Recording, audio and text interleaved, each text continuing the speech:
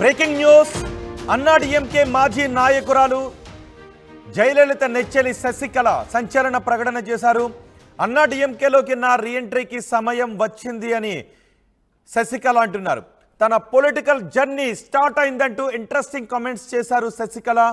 లోక్సభ ఎన్నికల్లో ఓటమితో అన్నాడీఎంకే పని అయిపోయిందని భావించొద్దు, ఎటువంటి ఆందోళన అవసరం లేదు అని శశికళ అంటున్నారు. తమిళనాడు ప్రజలు మన వైపే ఉన్నారు అని బలంగా నమ్ముతున్నా, ఈ విషయాన్ని నేను ఖచ్చితంగా చెప్పగలను అని శశికళ అంటున్నారు. 2026లో తమిళనాడు అసెంబ్లీ ఎన్నికల్లో పార్టీని గెలిపిస్తాను అనే వ్యాఖ్యలు చేశారు శశికళ. చాలా రోజుల క్రితం శశికళ పార్టీ నుండి సస్పెండ్ అయ్యారు. ఆ తర్వాత జైలుకి వెళ్ళారు. 4 సంవత్సరాలు జైలు శిక్ష అనుభవించిన తర్వాత శశికళ బయటకు వచ్చారు. ఇప్పుడు శశికళ తన రీఎంట్రీ గురించి కొన్ని కమెంట్స్ చేశారు. త్వరలో ఆ రీఎంట్రీ జరగబోతోంది. అన్నాడీఎంకే పార్టీని విజయ తీరాలకు చేర్చే బాధ్యతను నా భుజాలపై వేసుకోబోతున్నాను అంటూ జయలలిత నెచ్చెలి శశికళ సంచలన ప్రకటన చేశారు. మరింత సమాచారం మా ప్రతినిధి లోకేష్ అందిస్తారు. లోకేష్, శశికళ ఆల్రెడీ పార్టీ నుండి సస్పెండ్ అయ్యారు. ఒకసారి లోకేష్తో మాట్లాడే ముందు శశికళ ఏం మాట్లాడారు రీఎంట్రీ గురించి చూద్దాం. கணிஞ்சு வந்திருக்கு. அதனால எதை பத்தியும் கவலைப்படாதீங்க. என்னடா இது சின்னம்மா எப்ப பார்த்தாலும் இதை சொல்றாங்களே அப்படின்னு நினைக்க வேண்டாம். இதுதான் நான் சொல்லிட்டு வந்தேன் இல்லையா, அதுக்கு இதுதான் நேரம். அதனால கவலைப்படாதீங்க. நிச்சயமாக தமிழ்நாட்டு மக்கள் நம்ம பக்கம் இருப்பாங்க.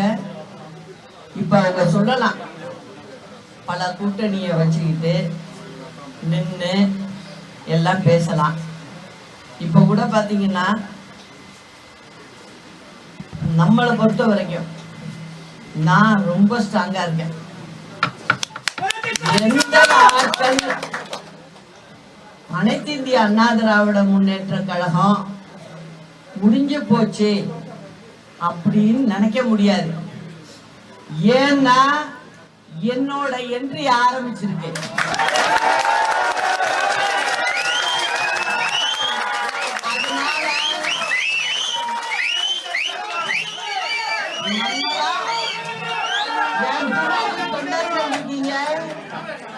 தமிழ்நாட்டு மக்கள் இருக்கு எனக்கு. அதனால 26ல நிச்சயமா அம்மாவினுடைய ஆட்சி இங்க தமிழ்நாட்டில் அமைப்போம். அதுவும் தனிப்பெரும் கட்சியாக அமைப்போம் அப்படிங்கிறதையும் நான் இன்னைக்கு சொல்லிக்கிறேன். நான் எப்போதுமே ரொம்ப பேச மாட்டேன். முக்கியமான நேரத்துல மட்டும்தான் குரல் கொடுப்பேன். அந்த சமயம் இப்ப வந்துருச்சு. அதனால இனிமே ஒண்ணு கவலைப்படாம இருங்க. நிச்சயமா விரைவில் நானும் சுற்றுப்பயணம் வரப்போறேன். கட்சி தொட்டி எல்லாம் போய் மக்கள்கிட்ட நான் கேட்க போறேன். இன்னைக்கு இந்த திமுகவோட சலசலப்பெல்லாம் எப்படி ஆக போகுது அப்படிங்கிறத பாருங்க. நான் அன்னைக்கு கேட்கிற கேள்விகளுக்கு திமுக சரியான பதில சொல்லணும். శశికళ సంచలన కామెంట్స్ చేశారు. శశికళ పార్టీ నుండి సస్పెండ్ అయిన తర్వాత శశికళ ఆమె మేనల్లుడు దినకరన్ కలిసి అమ్మ మక్కల్ మున్నేట్ర కజగం అనే పార్టీని స్థాపించారు. అందులో కీలక పదవుల్లో ఉన్నారు. పార్టీని ప్రజలకు చేరువ చేస్తామని అన్నారు. కానీ ఇప్పుడు మళ్ళీ అన్నాడీఎంకే పార్టీలోకి రీఎంట్రీ ఇవ్వబోతున్నాను, అన్నాడీఎంకే పార్టీని విజయ తీరాలకు చేరుస్తాను, ఇది నిజమంటూ ఆమె కొన్ని కమెంట్స్ చేశారు. ఇప్పుడు తెలంగాణ, తమిళనాడులో శశికళ కామెంట్స్ సంచలనంగా మారాయి, పెద్ద ఎత్తున చర్చనీయాంశంగా మారాయి. మా ప్రతినిధి లోకేష్ మనకి అందుబాటులో ఉన్నారు.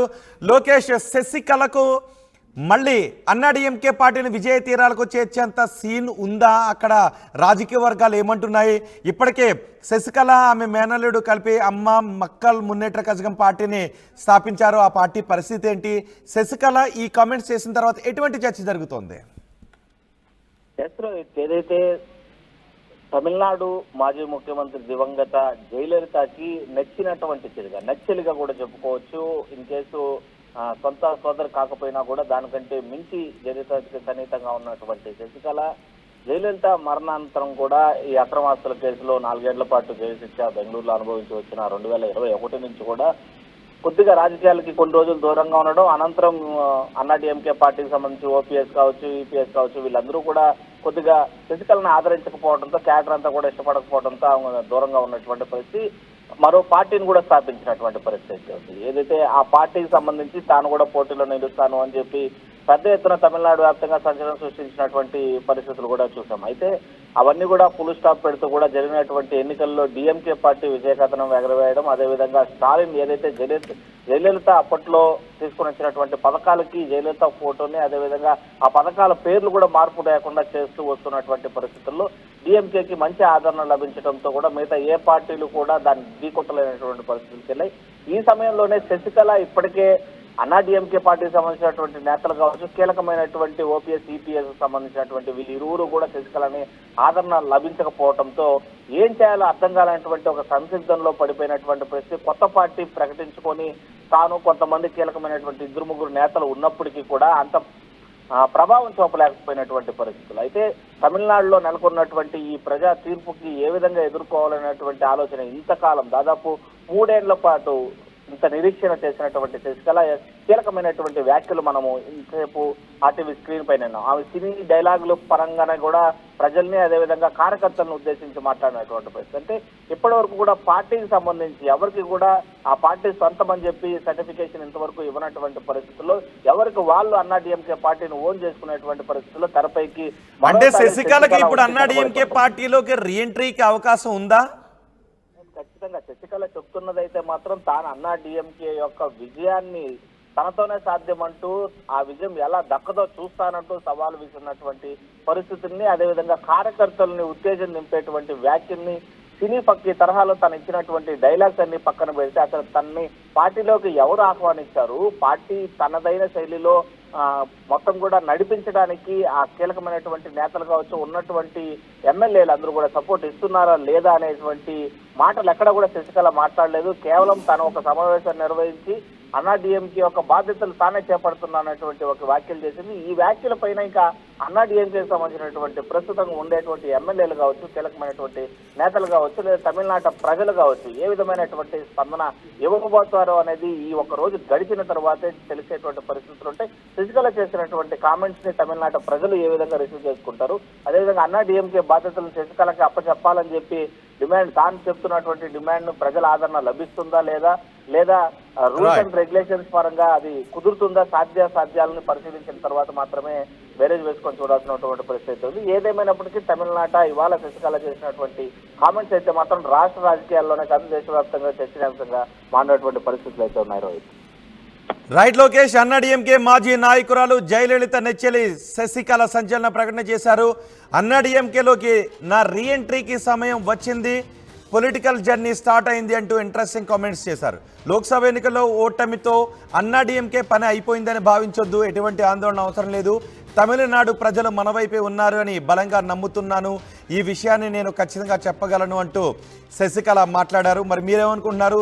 శశికళకు అంత సీన్ ఉందా? అన్నాడీఎంకే పార్టీని మళ్ళీ విజయ తీరాలకు చేర్చేంత సీను శశికళకు ఉంది అని అనుకుంటున్నారా? శశికళ మళ్ళీ అన్నాడీఎంకేలోకి రీఎంట్రీ ఇవ్వగలదు అని ప్రజలుగా మీరు భావిస్తున్నారా? మీ అభిప్రాయం ఏంటి? కామెంట్ బాక్స్లో తెలియచేయండి.